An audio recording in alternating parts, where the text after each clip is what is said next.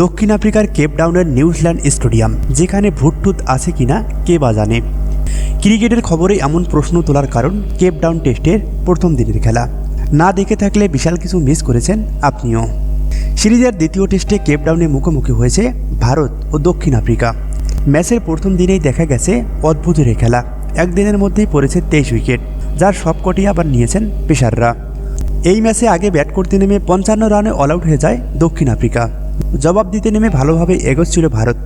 Opener জয় সাওয়াল রানের কথা খোলার আগেই বিদায় নিলে রোহিত শর্মা, শুভমান গিল, বিরাট কোহলিরা আগাচ্ছিল বেশ ভালোভাবেই। 50 বলে 39 করেন রোহিত শর্মা, শুভমান গিল করেন 55 বলে 36 রানের ইনিংস। 4 উইকেট হারিয়ে 153 রানে পৌঁছাতে সক্ষম হয় সফরকারী ভারত। 33 বলে 8 রান করে দলের পঞ্চম উইকেট হয়ে সাজঘরে ফেরেন লোকেশ রাহুল। এরপর বাকি ব্যাটাররা শুধু ক্রিজে গিয়েছেন আর সাজঘরে ফিরেছেন। মাত্র 11 বলের ব্যবধানে সেই 153 রানের মাথাতেই শেষ ভারতের 6 উইকেট। একের পর এক উইকেটের পতন, একদম তাসের ঘরের মতো ভেঙে পড়েছে ভারতের ইনিংস। কোনো রান না তুলে শেষ 6 উইকেট হারিয়েছে ভারত।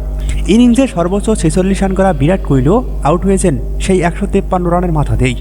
স্কোরবোর্ডের শেষ 5 ব্যাটারের মধ্যে 4 জনে আউট হয়েছেন 0 রান করে। শেষ ব্যাটার হিসেবে 0 বলে 0 রানে টিকেছিলেন মুকেশ কুমার। এমন ভুতুড়ে স্কোরবোর্ড আগে দেখেছেন কি কখনো? দক্ষিণ আফ্রিকার হয়ে 3টি উইকেট শিকার করেছেন লুঙ্গি এনগিডি, কাগিসো রাবাদা ও নান্দ্রো বার্গার।